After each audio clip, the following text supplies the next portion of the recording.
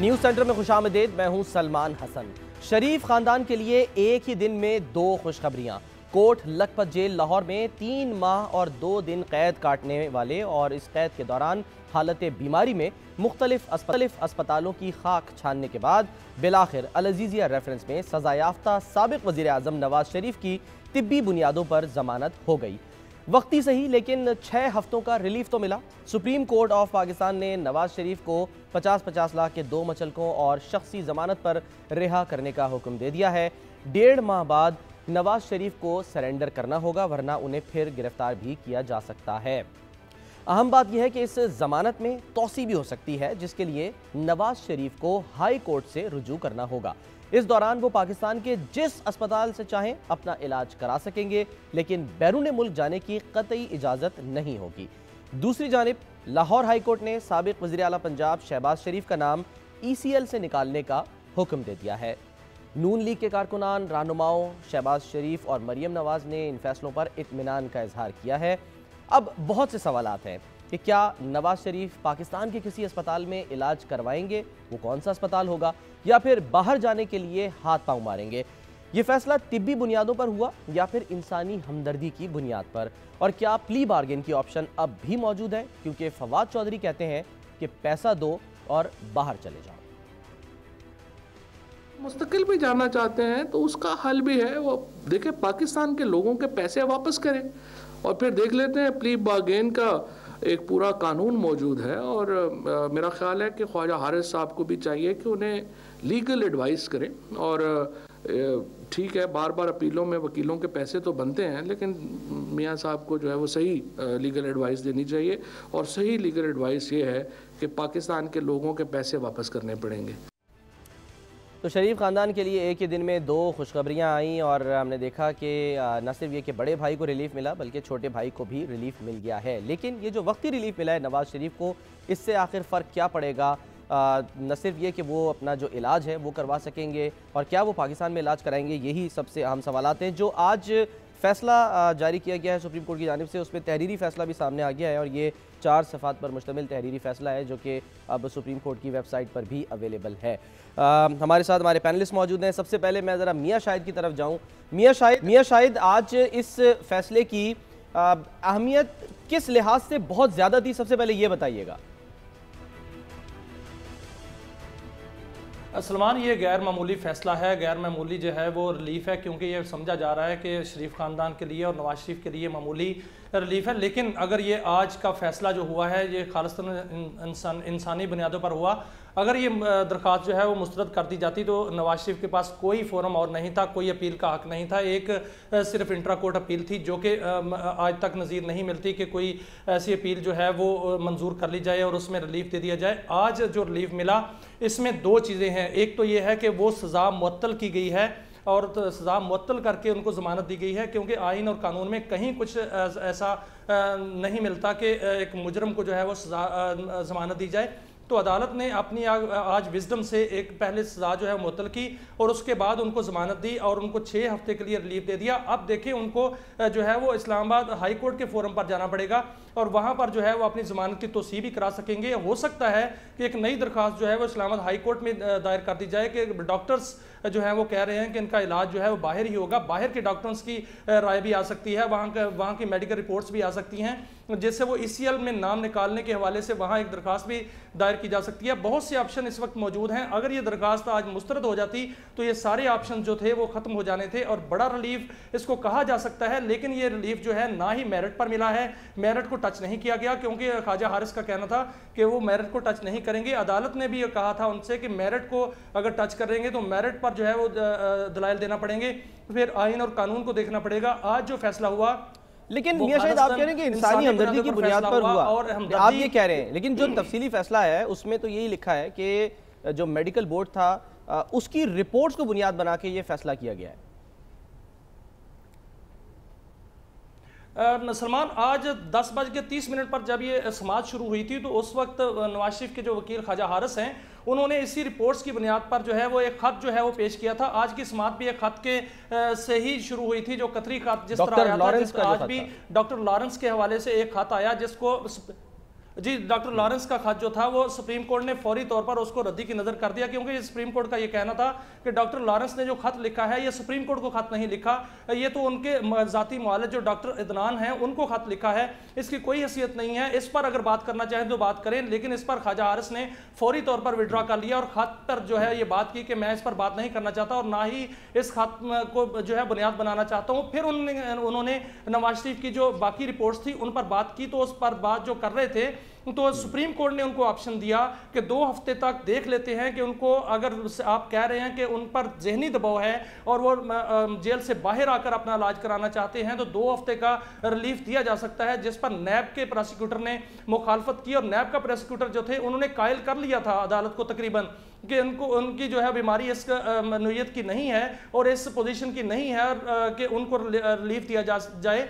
तो फिर ख्वाजा हारिस ने वहाँ पर एक और इंसानी हमदर्दी का जो है वो वहाँ दलाइल दिए और मरियम नवाज़ के हवाले से बताया गया कि मरियम नवाज़ ने अपनी माँ को पहले खोया है और अब वो नवाज शरीफ जो है उनको नहीं खोना चाहती। अगर उनके दिल का मामला है और दिल का अगर प्रॉब्लम हुआ तो नाकाबिले तलाफी नुकसान हो जाएगा। 8 हफ्तों का जो है रिलीफ दे दिया जाए, 8 हफ्तों में वो ज़हनी टेंशन से बाहर आ जाएंगे और फिर वो जेल चले जाएंगे, उनको जाना मुमकिन होगा। तो इस पर जो है अदालत ने 6 हफ्तों का रिलीफ दिया है। 6 हफ्तों के बाद नवाज शरीफ को सरेंडर करना पड़ेगा, उसके बाद से पहले वो तोसीह नहीं करा सकते। वो इस्लामाबाद हाई कोर्ट में ये दरखास्त दायर नहीं कर सकते कि 5 दिन पहले वो दरखास्त लेकर चले जाएं कि उनको रिलीफ दिया जाए। उनके डॉक्टर्स जो है वो ये कह रहे हैं पहले उनको सरेंडर करना है, उसके बाद उनको अगली दरखास्त जो है वो दायर करनी है। सलमान, ठीक है, अब यहाँ पर ये भी सबसे आम सवाल है इमरान, एक तो ये कि जो पहले हमने देखा कतरी ख़त आया था उससे जो है वो दस्तबरदार हुए, अब ये एक और ख़त आया डॉक्टर लॉरेंस का, उससे भी वो पीछे हट गए, उसको वापस ले लिया गया। आपको क्या लगता है कि पाकिस्तान का कोई अस्पताल अब इस काबिल है, ये टेस्ट केस होगा साबिक़ वज़ीर-ए-आज़म नवाज शरीफ के लिए कि वो फैसला करें कि हाँ जी फ़ला अस्पताल है जहाँ से वो अपना इलाज करा सकते हैं? सलमान, आज नवाज़ शरीफ ने तो ये साबित कर दिया कि उनमें लीडर बनने की सलाहियतें बदरजा अतम मौजूद नहीं हैं।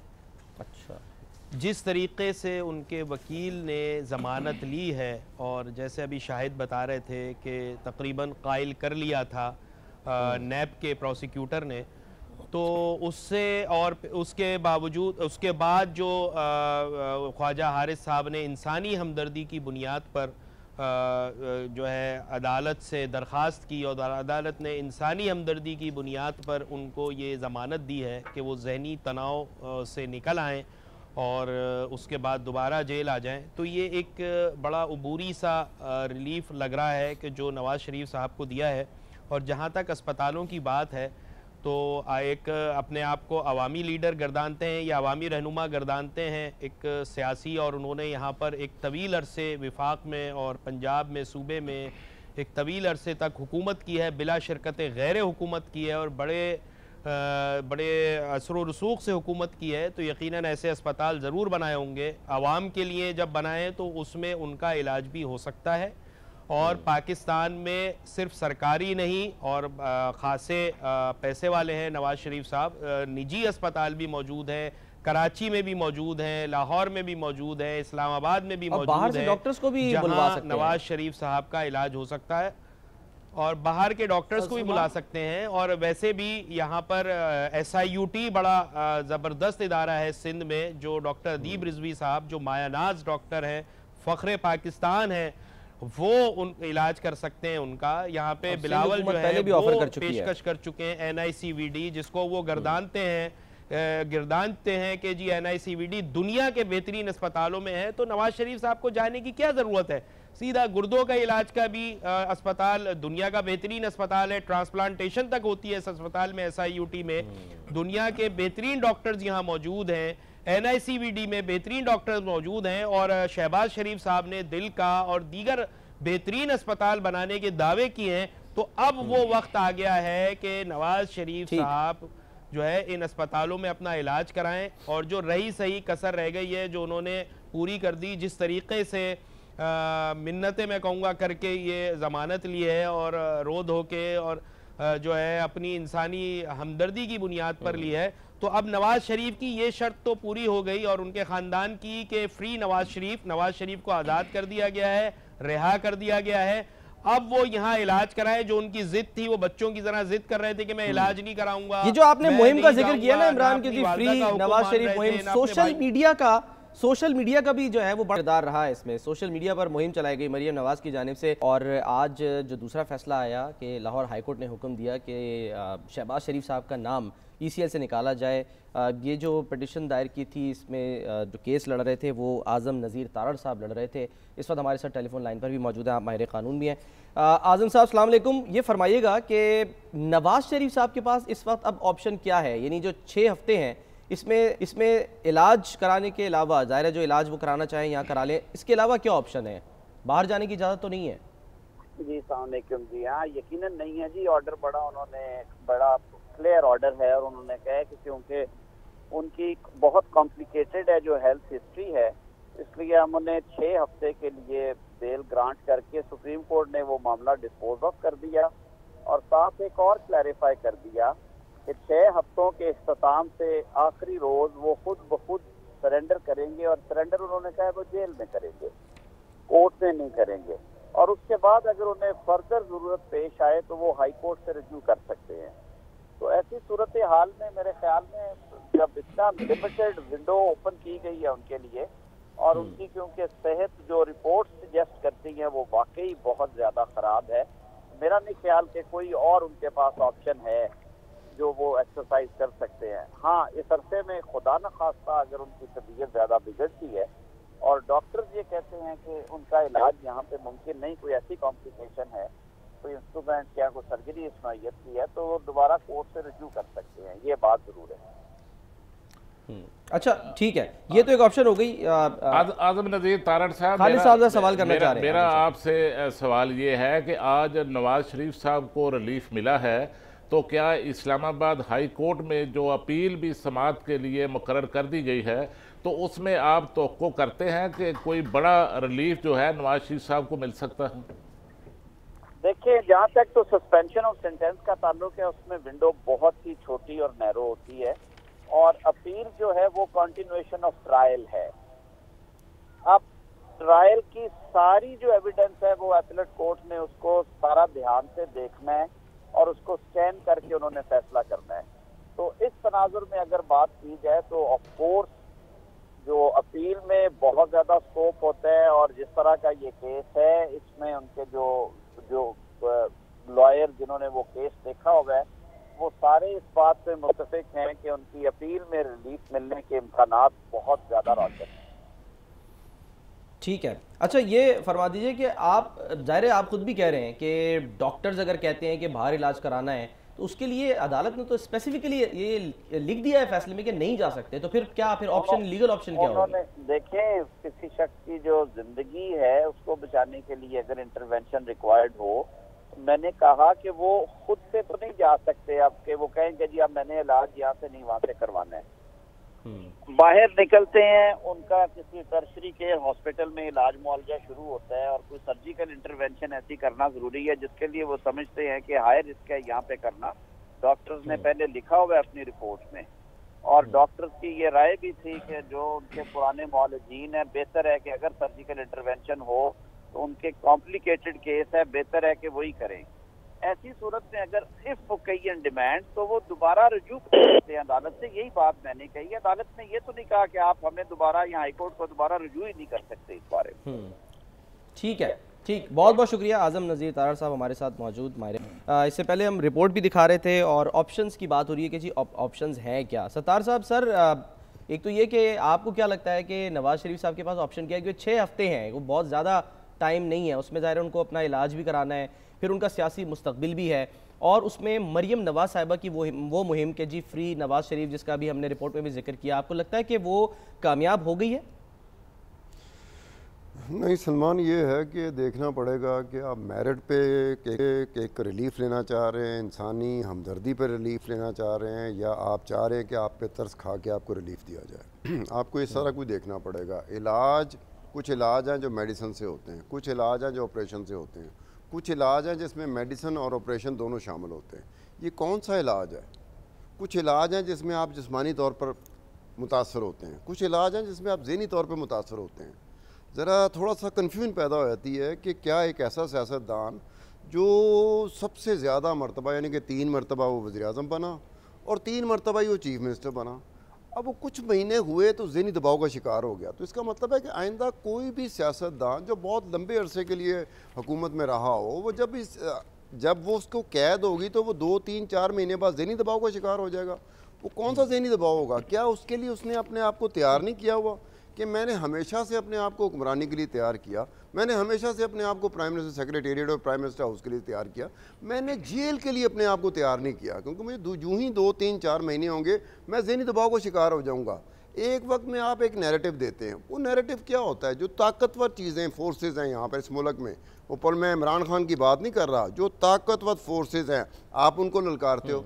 क्या आप उनको इसलिए ललकार रहे हो? ये जो बात वो कह रहे हैं कि जी इंटैक्ट, हाँ, लेकिन आपको लगता है कि नवाज शरीफ ने तो ये कहा था कि मैं रहम की भीख नहीं मांगूंगा। अब आप अगर ये कह रहे हैं कि जी स्ट्रेस है उनको, वो परेशान है, तो ये भी इनडायरेक्टली एक तरह से रहम ही की बात हुई ना कि जी ये मसला है, थोड़ा सा रहम खा के जरा आप इजाजत दे दें उनको बाहर जाने की जेल से। सलमान एक बड़े तरीके से होता है, ये देखें ना, वो ये नहीं कह सकते कि जनाब मैं रहम की अपील कर रहा हूँ, वो ये कभी नहीं कहेंगे।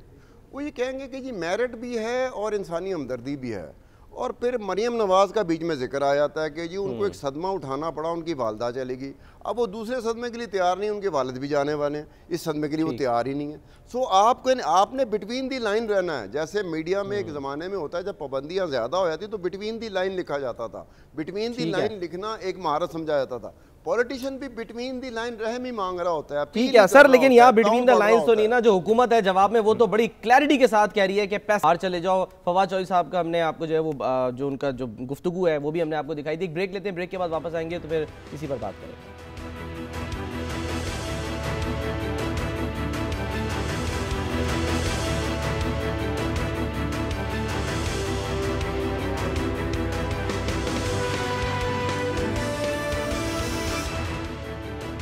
Welcome back. नवाज शरीफ को अदालत से 6 हफ्तों का रिलीफ मिल गया है और इस पर रद्द अमल भी सामने आया। और न सिर्फ ये कि इज़हार तशक्कुर किया गया बल्कि कुछ तनकीद का निशाना भी बनाया गया। खासकर शाहिद खाकान अब्बासी ने हुकूमत पर तंज के बिस्तर और तीर चलाया और उन्होंने कहा कि हुकूमत और हुकूमती जो चमचे थे उनका झूठ भी बेनकाब हो गया। उन्होंने कहा क्या, पहले वो सुनते हैं।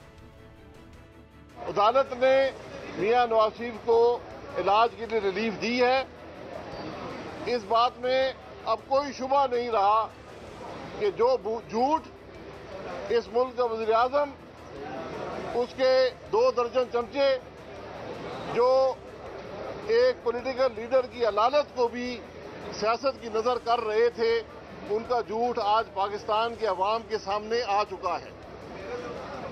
ये कम ज़र्फ़ी का मुज़ाहरा जो इस हुकूमत ने किया है, इसकी कोई मिसाल नहीं मिलती।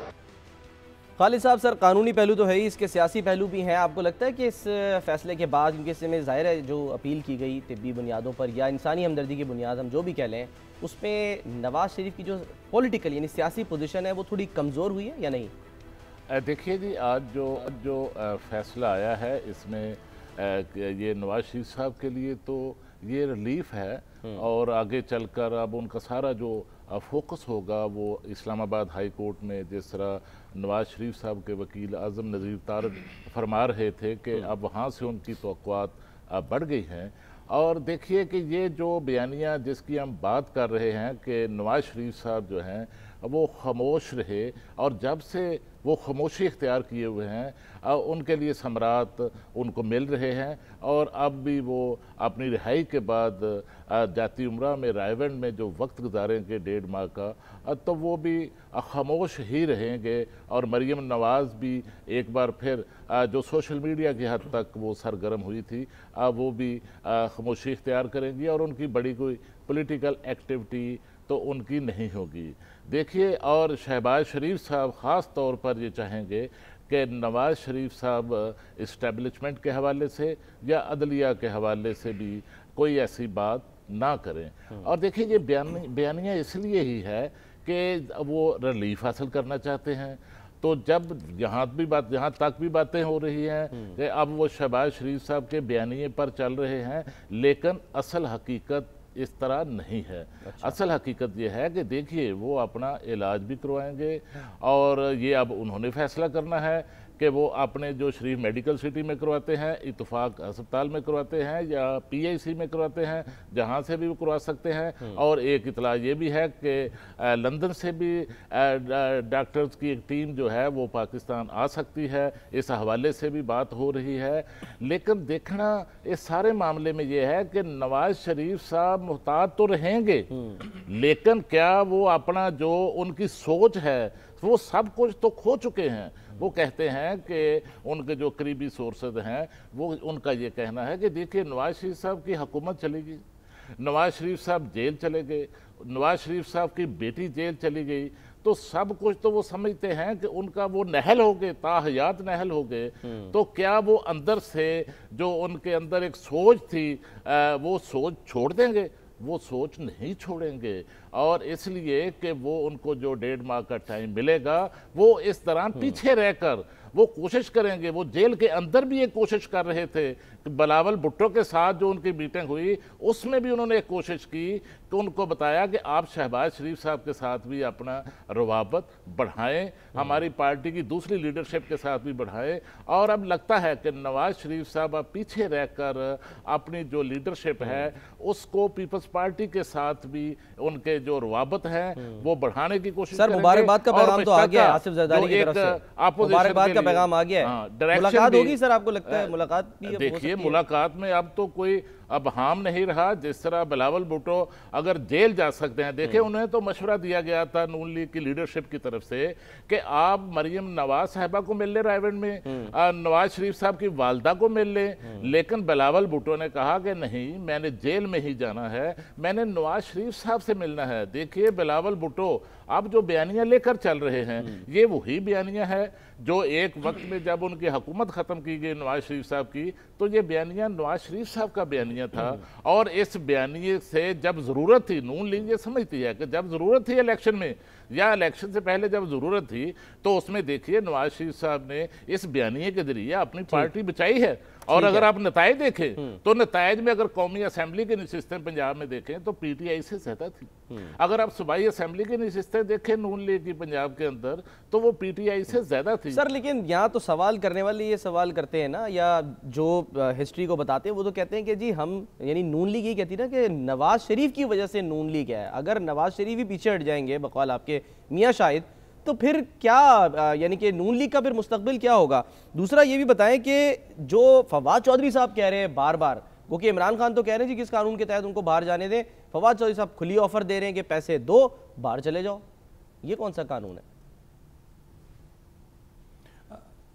सलमान, इस बात पर मैं पहले आता हूं क्योंकि इससे पहले हम कई दफ़ा डिस्कस कर चुके हैं सऊदी मॉडल यही था। और फवाद चौधरी जो हैं उन्होंने ही इसको पाकिस्तान में जो है मुतारफ़ कराया। ये फवाद चौधरी का सिर्फ बयानिया नहीं है, यही तहरीक इंसाफ का बयानिया है। और यही जो है वो आज काबीना में भी डिस्कस हुआ कि जो जिस तरह सऊदी अरब में कुछ लोगों को पकड़ा गया था और उनसे पैसे लिए गए थे, उनसे जो लूटी हुई रकम थी वो वापस लेकर उनको छोड़ दिया गया था, यही जो है वो मॉडल यहाँ पर जो है वो मुतारफ़ कराने की कोशिश की जा रही थी। और कहा जा रहा था कि जो सज़ा हुई है और जितने रकम जो है वो लूटी गई है या जो इल्ज़ाम था और जिस पर सज़ा हो चुकी वो वापस कर दें और इनको रिहा कर दिया जाए। ये उनको ऑफ़र की गई थी और ये ज़राए कहते हैं कि उनको ऑफ़र की गई, लेकिन ऑफ़र जो है वो किसी हद तक बात बढ़ी आगे और फिर बाद में जो है वो कबूल नहीं की गई। आज फवाद चौधरी वही कह रहे थे कि वो पैसे जो हैं वो वापस किए जाएं और वो बाहर जाना चाहते हैं तो बाहर चले जाएं, क्योंकि प्ली बार्गेन का जो कानून है वो मौजूद है और वो यही नैब के ज़रिए ही होती है कि जो किसी भी मुलज़म ने या मुजरम ने जो पैसे जो हैं वो लूटे होते हैं या उस पर साबित हो जाते हैं तो उसको वो वापस करने पड़ते हैं। और वो वापस कर दे तो उनको एक परसेंटेज के मुताबिक और बाकी जो है वो अपना केस उसका ख़त्म हो जाता है। और यही आज जो है वो फवाद चौधरी ऑफर कर रहे थे और बार बार ऑफर करा रहे हैं। शायद इस पर जो है वो नवाज शरीफ साहब के खिलाफ 3 रेफरेंसेस थे, 3 केस थे, 3 में से 2 में उनको सजा हो चुकी है और उसमें उनको जो है वो जुर्माना भी हुआ है, लेकिन वो सारा एक केस में तो जुर्माना भी मुअत्तल है और अब दूसरे केस में भी फैसला होना है। देखिए, जो अदालत अब डिक्लेयर कर चुकी है, अदालत अब जो फैसला दे चुकी है कि आपने इतनी मालियत, इतने पैसे जमा करवाने हैं, इतना जुर्माना देना है, तो उसके बाद शरीफ फैमिली को क्या जरूरत है कि वो आप प्ली बार्गेन के लिए बहुत कम है, नैब के पास है। वो कितना, वो 2.5 से 3-4 अरब रुपया है। वो इसलिए है, अगर की बात हो रही है, देखिए फैसला तो अदालत का हम है या वज़ीर इत्तलात का या हुकूमत का जो है बयानिया वो हम। इमरान, आपको क्या लगता है, आपको क्या लगता है नून लीग सीरियसली ले रही है फवाद चौधरी साहब की बात है ना कि इतने पैसे जो है वो वापस कर दें और फिर जाएं? दोनों तरफ से ऑफर तो है, हुकूमत ऑफर तो कर सकती है कि इतने पैसे दें और ठीक है, अब हुकूमत जाके अदालत में कह देगी कि जो रकम लूटी गई थी वो वापस मिल गई है और उनको रिलीफ मिल जाएगा। इमरान, कितना सीरियसली जो है वो आपको लगता है कि नून लीग इसको लेगी और ये फिजिबल भी है पॉलिटिकल एतबार से? देखें, अगर ये पैसे वापस करने की बात करते हैं, अव्वल तो ये एक तरीके से ये जो प्ली बार्गेन कर रहे हैं, ये एक तरफ कह रहे हैं हम किसी को एनआरओ नहीं देंगे, एक तरफ ये रास्ता भी दिखा रहे हैं बचने का। दूसरे बात मैं ये कह रहा हूँ कि अगर ये पैसे जमा करा देते हैं, जैसा कि पेशकश कर रहे हैं फवाद चौधरी साहब के लूटी हुई रकम वापस जमा कराएं और जहाँ जाना है चले जाएं, तो इस तरह की अगर कोई अंदरूनी खाना बात चल रही है तो ये फवाद चौधरी साहब ज़्यादा बेहतर तरीके से बता सकेंगे, और अगर उन्होंने ये बात की है तो हो सकता है कोई अंदरूनी खाना ऐसा कोई मूव चल रही हो मुस्लिम लीग नून के साथ, लेकिन जब ये पैसे जमा कराएंगे तो वो ये साबित करेंगे ऐसी मूव मुमकिन नहीं। नवाज शरीफ साहब की हद तक तो मुमकिन नहीं, ये ख्वाहिश हो सकती है फवाद चौधरी साहब। सत्तार साहब, ऐसा कुछ हो सकता है, मुमकिन है ऐसी मूव? मैं वही कह रहा हूं कि अगर ये पैसे जमा करा दिए तो फिर ये साबित हो जाएगा और नवाज शरीफ साहब और शरीफ फैमिली की, नवाज शरीफ जो मुस्लिम लीग नून है, कम से कम उसकी सियासत तो बिल्कुल खत्म ही हो जाएगी। लेकिन बात यह है हुकूमत तो वैसे ही कह रही है ना, फवाद चौधरी तो कह रहे हैं कि सियासत तो इनकी खत्म हो चुकी है, बस अब पैसे दे और बाहर चले जाए। सत्तार साहब देखें सलमान, पाकिस्तान में ना हर चीज़ पॉसिबल हो जाती है, एक ख़ास हालात में हर तरह के मामला पाकिस्तान में पॉसिबल हो जाते हैं। कोई और मुल्क हो जहाँ पर कुछ और चीज़ें तरक्की कर गई हों तो बहुत ज़रा मुश्किल होता है, पाकिस्तान में तो बड़ा आसान काम होता है। आज के दिन का जो फ़ैसला है उसको भी कुछ और तरीके से, कुछ और लोग किसी और तरीके से कर रहे हैं कि जनाब सारे वक्त में तो मेरिट पे बिल्कुल तकरीबन केस उड़ने लगा था और जाते जाते आखिरी लम्हात में उन्होंने कहा खुदा के लिए तरस खा लीजिए, या ये इंसानी हमदर्दी की बुनियाद पर, तो उन्होंने कहा चलें जी आप भी क्या याद करेंगे, 6 हफ्ते के लिए ले लें। तो ये पाकिस्तान में पॉसिबल है। पाकिस्तान में जिस तरह के हालात आते हैं, जिस तरह के हालात उभरते हैं, तो पाकिस्तान में कोई चीज़ पॉसिबल हो जाती है, लेकिन उसको कोई ना कोई कवर देना पड़ता है, कोई ना कोई नाम देना पड़ता है। वो पहले की तरह नहीं होता। मसलन एनआरओ पहले एग्जांपल हमने देखी है ना, बैरिया टाउन वाली एग्जांपल देखिए, 460 अरब रुपए आप देते 7 साल। बैरिया टाउन का सलमान ये है कि बैरिया टाउन में एक तरफ तो ये कहा जा रहा है कि कुछ जो हैं जो तनकीद हो रही है कि 460 अरब बड़े कम हैं और इतने हज़ार अरब उसमें इन्वॉल्व हैं, लेकिन दूसरी तरफ देखा जाए तो मलक रियाज ने इन्हें वे प्ली बार्गेन की है, और प्ली बार्गेन ये ऐसी प्ली बार्गेन है जो इसमें नैब नहीं थी, FIA नहीं थी। यहाँ करेगी नून लीग सर या नहीं करेगी आपके ख्याल में? नहीं देखे ना, वो आज भी कहते हैं कि अगर हमारी पॉलिटिकल फेस सेविंग हो तो आज ही हम करने को तैयार हैं, लेकिन पॉलिटिकल फेस सेविंग किस तरह से होगी? मतलब लोग तो कहेंगे जनाब आप कर क्या रहे हैं, पहले जो बयानिया आया था उसमें आपका वोट बैंक इंटैक्ट हो गया, दूसरा बयानिया में आपकी जिंदगी बच रही है।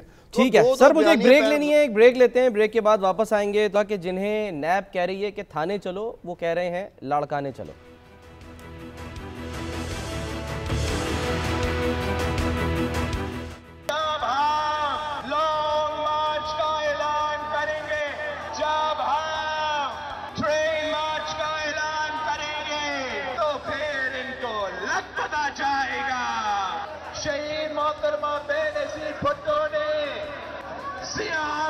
मुकाबला किया, मुशर्रफ आमियत का मुकाबला किया, दहशतगर्दों को ललकारा।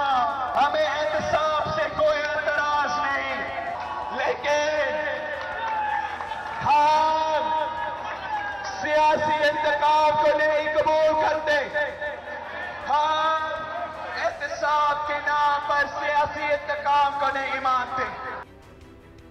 बिलावल भुट्टो की क़यादत में कारवान भुट्टो कराची से लाड़काना की जानिब रवां दवा है और मुख्तलिफ़ स्टेशन पे जब ये कारवां रुका है तो बिलावल भुट्टो ज़रदारी ने खिताब भी किया है। इस कारवान भुट्टो का या इस ट्रेन मार्च का आखिर मकसद है क्या, वजह क्या है कि इसका जो है वो इस मौके पर इंतखाब किया गया है, इसकी भी हम बात करेंगे। लेकिन पहले इमरान ये बताएं कि जो कारवान रवाना हुआ है, ये कारवां, इसका मैग्नीट्यूड क्या है, इसका अभी तक जो आज पूरा दिन ये रवा दवा रहा तो इसका इम्पैक्ट क्या सामने आया?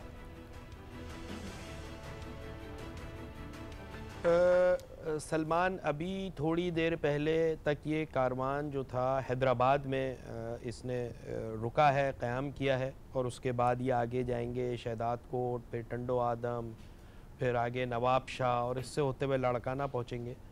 जो यहाँ पे रिपोर्टिंग हो रही है और जो हम देख रहे हैं उसमें अच्छी खासी तादाद कराची में भी थी इनके कारकुनों की या जो इनके चाहने वाले थे।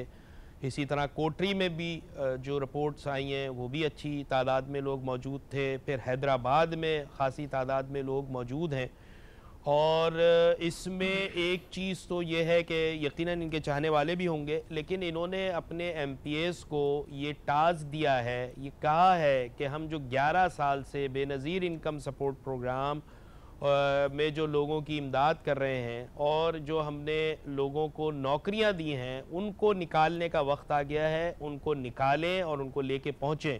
तो अच्छा। जो स्टेशंस थे जो अभी जहाँ तक रुके हैं, कराची में भी MPs लेके पहुँचे लोगों को, इसी तरह MNAs MPs और कोटरी में भी लेके पहुँचे। हैदराबाद में आपके जाम खान शोरो जो नैब से बचते फिर रहे थे वो भी वहाँ मौजूद थे और ख़ासी तादाद में लोगों के लेके पहुँचे थे। तो तादाद की अगर आप बात करें तो लोग पहुँच रहे हैं, लोगों का हुजूम था हैदराबाद में भी, कोटरी में भी, कराची में भी और आगे भी होगा। तो सिंध में चूँकि हुकूमत है तो मैनेज कर रही है, लेकिन जो बिलावल हैं वो ये ज़रूर ख्याल रखें कि ये जो जा रहे हैं ये उस लाड़काना में जा रहे हैं जहाँ पे रिपोर्ट्स के मुताबिक 80 अरब रुपए ख़र्च हो चुके हैं, किए जा चुके हैं, लेकिन उसका बदतरीन हाल है। वहाँ पे जो सूरत हाल है वो इंतहाई ख़राब है। वहाँ पे ना सीवरेज का सिस्टम है, साफ़ पानी मैसर नहीं है। वहाँ के रहने वालों से पूछें अगर तो पानी साफ़ पीने के लिए पानी मैसर नहीं है। नवाबशाह में आप देखें, घोटकी में आप देखें, बदीन में आप देखें, ठट्टा में आप देखें, जो सूरत हाल है वो इंतहाई ख़राब है। तो ये इस सोच के साथ इमरान, लेकिन अलमिया तो ये है ना, अगर हम ये कह लें कि सूरत हाल ख़राब है तो वोट भी तो यहीं से पड़ रहा है ना पीपल्स पार्टी को, हर दफ़ा वोट भी तो पड़ता है पीपल्स पार्टी को, तो उसकी क्या बुनियाद होती है? मैं जरा सत्तार साहब सर, आखिर ऐसी क्या वजह है? आप कह रहे हैं, मैं वही कहता हूं। और मैं एक बात और सलमान कहूंगा, एक बात और कहूंगा जी जी जी, कि ये कहते हैं कि सिंध में शफाफ इंतखाबात हुए हैं और जो है, और मैं शफाफ इंतखाबात हुए हैं सिर्फ सिंध में, बाकी जगह धांधली हुई है। तो इस पर भी ज़रा इनको गौर करना चाहिए अपने बयान पर। और दूसरे, अगर इनको सिर्फ सिंध से तवक्को थी इसलिए इन्होंने सिंध में ही मार्च किया है। अगर इनको तवक्को होती मुल्क के दीगर हिस्सों से, पंजाब से और दीगर इलाकों से, तो यकीनन ये कंट्री वाइड करते। इन्होंने सिर्फ एक सूबे तक महदूद रखा है। ठीक है सत्तार साहब, सर ये जेन्युइन ज्याला जो है वो बाहर निकला है, या जो इमरान बात कर रहे हैं कि जी सियासी बुनियादों पे जो भर्तियां की गई थी हम उनको निकालने का वक्त आ गया है, ये नैरेटिव लेके चल रही है पीपल्स पार्टी बकौल इमरान अहमद के? इमरान की बात तो ठीक है कि अगर आपने कोई इस तरह का प्रोटेस्ट करना है जिसको हमें बताया जा रहा है कि कोई ऐसा प्रोटेस्ट है जिसमें आप आज के दिन की जो हुकूमत है, आज के दिन के इदारे जिस हुकूमत के मातहत चल रहे हैं, तो आपको कंट्री वाइड करना चाहिए था। उस हिस्से को सिलेक्ट नहीं करना चाहिए था जहां आपका वोट बैंक है। और वो वोट बैंक क्यों है? क्योंकि सिंध में जो वोट देने वाले हैं, इंटीरियर की मैं बात कर रहा हूँ, शहरी इलाकों की बात नहीं कर रहा, मैं दही इलाकों की बात कर रहा हूँ, वहाँ पर ऑप्शन बहुत कम है, लिमिटेड सी ऑप्शन है कि पीपल्स पार्टी को जिस तरह का चैलेंज होना चाहिए मद्दे मुकाबल होता है। जैसे कि पंजाब में PML नवाज के ख़िलाफ़ PTI आई, अगर इसी तरह PTI interior Sindh people party के सामने खड़ी हो जाती तो शायद इनके लिए काफ़ी मुश्किल हो जाता। अब चूंकि वहाँ के रहने वालों को कोई और ऑप्शन नहीं है, भुट्टो के साथ उनका लगाव है, भुट्टो ख़ानदान के साथ है। भुट्टो ख़ानदान से बाहर का कोई बंदा आकर अगर पीपल्स पार्टी पे काबिज होता है या सरबराही पे आ जाता है, किसी तरह से पीपल पार्टी के मामला तो उसके पास चले जाते हैं। तो वो अकीदत वहाँ के रहने वालों की जो भुट्टो ख़ानदान के साथ है वो किसी और के साथ नहीं हो सकती। अब बिलावल भुट्टो ऐसी पोजीशन पे आ चुका हुआ है कि शायद वो पुरानी जो चीज़ थी, भुट्टो ख़ानदान को फील किया करते थे, भुट्टो ख़ानदान को छूना चाहते थे लोग, भुट्टो ख़ानदान को टच करना चाहते थे, ये भुट्टो के साथ उनका एक ख़ास लगाव था। अब अगर वो उस लगाव को रखते हैं तो उन्हें पता है कि सिंध है, ये सिंध का दही इलाका है जहाँ पर वो एक ख़ास किस्म का मार्च करेंगे वो हुकूमत को लाने के लिए या हुकूमत को बताने के लिए। उनको कंट्री वाइड करना चाहिए था, उन्हें पंजाब में आना चाहिए था, उन्हें सिंध में जाना चाहिए, उन्हें बलूचिस्तान में जाना चाहिए, उन्हें KPK में जाना चाहिए तो था। फिर यानी कि आपने अपने इलाकों ठीक है सरदार साहब, आपका एक पॉइंट आया। मैं जरा मियां शाहिद, तो फिर हम क्या समझें कि ये बरसी है इसका मकसद जो जुल्फ़िकार अली भुट्टो की 4 अप्रैल को होनी है, या पसे पर्दा और भी इसके कुछ महरक़ात हैं जिसको बुनियाद बना के ये ट्रेन मार्च किया जा रहा है? सलमान, पहली तो बात मैं ये बता दूं कि ये लॉन्ग मार्च का पहला हिस्सा है, दूसरा जो है वो पंजाब में ही आएगा और पंजाब से होता हुआ पेशावर तक जाएगा। लेकिन ये मार्च क्यों किया जा रहा है, ये बड़ा सवाल है।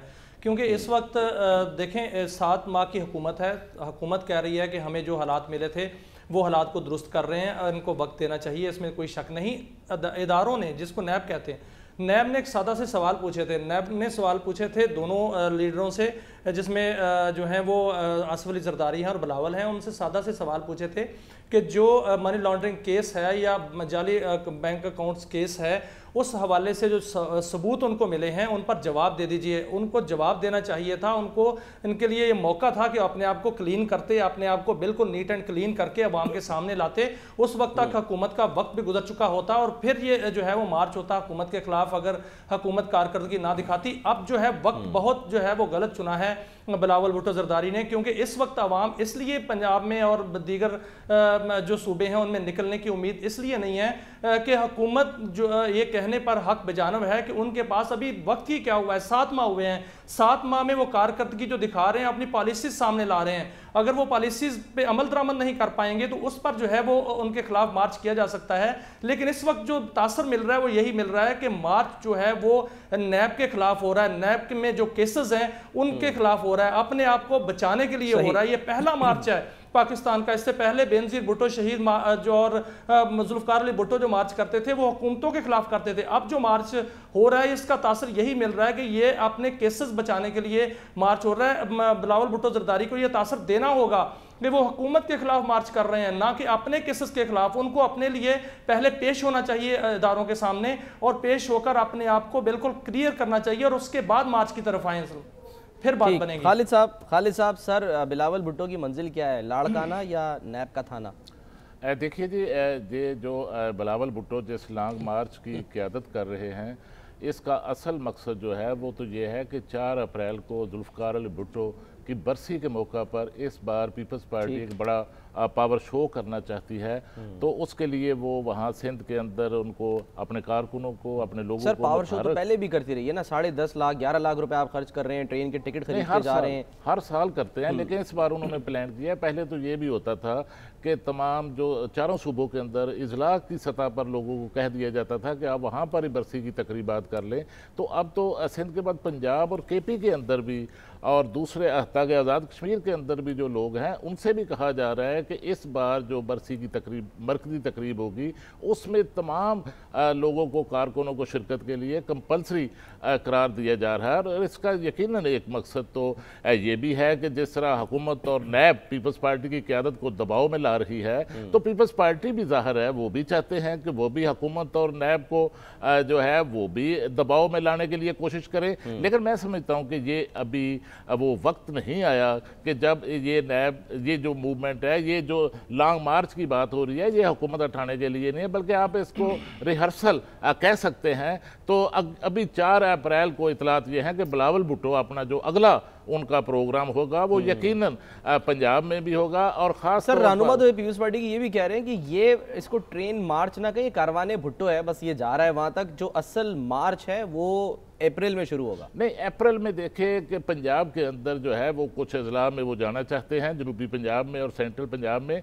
लेकिन उसके बाद जो असल लॉन्ग मार्च होगा उसका भी टाइम नहीं आया। वो टाइम होगा बजट के बाद, और ख़ास तौर पर अगस्त सितंबर में जाकर आप कह सकते हैं कि जब बजट के असरात सामने आएंगे तो उसकी बुनियाद पर अब वो पीपल्स पार्टी भी कोई एक्टिविटी कर सकती है। और दूसरा, बिलावल भुट्टो इस वक्त जो सबसे ज़्यादा फ़ायदा उठाने की एक और कोशिश भी कर रहे हैं कि जो बड़ी सियासी पार्टी है, बड़ी अपोजिशन पार्टी है, नून लीग की क़यादत खामोश है, उनकी तरफ से कोई एक्टिविटी नहीं हो रही। उनकी तरफ से अगर कारकुन भी को रैली निकालने की कोशिश करें तो उसको रोक दिया जाता है, जिसकी वजह यह है कि नून लीग की क़यादत जो है वो इस वक्त कोई तासुर नहीं देना चाहती कि वो कोई मूवमेंट चलाना चाहते हैं हुकूमत के ख़िलाफ़।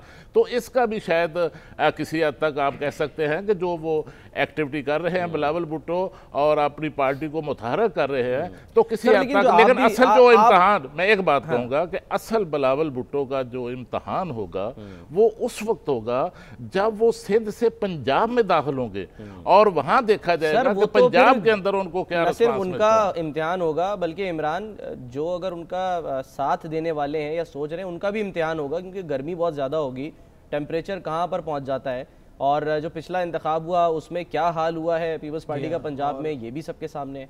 तो फिर नताइज क्या निकलेंगे इसके? सलमान, ये अभी नहीं लगता कि ये इस ट्रेन मार्च के बाद ये जो अभी 28 को ख़त्म होगा या उसके बाद वो कोई और मार्च की या किसी सियासी बड़ी सरगर्मी की वो कोई कोशिश करें, क्योंकि ये अप्रैल है, गर्मियाँ शुरू हो गई हैं और उसके बाद मई के इब्तदा में ही रमज़ानुल मुबारक की आमद है, तो उसमें वैसे ही इस तरह की सरगर्मियाँ ज़रा मान पड़ जाती हैं। तो ये जो इनकी सरगर्मी है ये यहीं तक ख़त्म हो जाएगी। और जो अगर आप बिलावल भुट्टो की तकरीर जो मुख्तलिफ़ स्टेशंस पर रुकते हुए, वो उनका जो फोकस है वो सिर्फ नैब पर है और JIT पर है और उनके ऊपर बनाए जाने वाले केसेस पर है। तो उनकी ये खूब है यहाँ पर कि अगर सज़ा हुई तो किसी की तबीयत ख़राब है तो वो नाराज़ हो जाएगा, रूठ जाएगा और इलाज नहीं कराएगा। किसी को नैब ने बुलाया है तो बजाय अपनी सफाई पेश करने के, वजाहत देने के, वो पूरा जो है वो काफिला लेके निकल पड़े लाड़काना की तरफ। तो ये बड़ा अजीब व गरीब है। वो बात शाहिद ने बिल्कुल सही कही कि भाई अगर आपको बुलाया है और आपसे वजाहत मांग रहे हैं तो आप वजाहत दें, सफाई दें। कितने कल खुश थे मुराद अली शाह साहब कि जी उनको बुलाया तो उन्होंने कहा कि मुझे खुशी हुई कि मुझे बुलाया और मौका दिया गया। और आप ये दोनों की गुफ्तगू में देखें कि जरदारी साहब का कहीं नाम नहीं है, यानी कि जरदारी साहब को वो स्पेस नहीं दे रहे बल्कि खुद को बेगुनाह साबित करने की कोशिश कर रहे हैं बिलावल भुट्टो भी। और मुराद अली शाह ने भी कहा कि जी हम दोनों का तो नाम ही नहीं था, हम दोनों तो बराह रास्त मुलव्विस ही नहीं है उसमें। बहरहाल वो अगरचे वो नाम नहीं ले रहे जरदारी साहब का, लेकिन तीसरे तो जरदारी साहब और उनकी हमशीरा फरियाल तारपुर साहिबा हैं। तो ये दोनों जो हैं ये अपने आप को क्लियर कर रहे हैं। और बिलावल भुट्टो की जो सूरत हाल है वो ये है कि उनका जो फोकस है वो सारा JIT पर है और उन्होंने सारी तकरीरों में यही किया। अगरचे उन्होंने ये लिया था इंस्टांस के जी सिंध के साथ ज्यादती की जा रही है, विफाक 120 अरब रुपए नहीं दे रहा और वज़रा जो है वो कालेदम तंजीमों से ताल्लुक़ रखते हैं। लेकिन असल यही है कि सिंध में मनी लॉन्ड्रिंग के जो केसेस चल रहे हैं उन पर दबाव में लाया जा सके और विफाक को और जो इस सिंध के इदारों में जो तहकीकाती इदारे जो हैं वो अपनी जो बढ़ा रहे हैं अपनी मुदाखलत कह लें या तहकीकात कह लें, उनसे सवाल ये भी है ना फर्क क्या पड़ेगा। मैं जरा फाइनल कमेंट ले लूं सत्तार साहब से। इमरान वक्त कम है। जरदारी पीपल्स पार्टी भी जरदारी साहब भी चलाते हैं, बिलावल भुट्टो भी, और ये जो ट्रेन निकली है इसके भी 2 इंजन है, बैकअप इंजन भी इसके साथ साथ जो है ना वो चल रहा है। तो सत्तार साहब सर आपको क्या लग रहा है कि इसका आखिरी स्टेशन क्या होना है और कोई नैब पर कोई फ़र्क पड़ेगा आपके ख्याल में इस दबाव का या कोई फ़र्क नहीं पड़ता, कार्रवाइयाँ जारी रहेंगी? हुकूमत भी यही कह रही है। नहीं, मेरे पे कोई केस बनता है तो मुझे चाहिए कि मैं केस के मेरिट के मुताबिक केस के ऊपर जाऊँ, मेरिट के मुताबिक।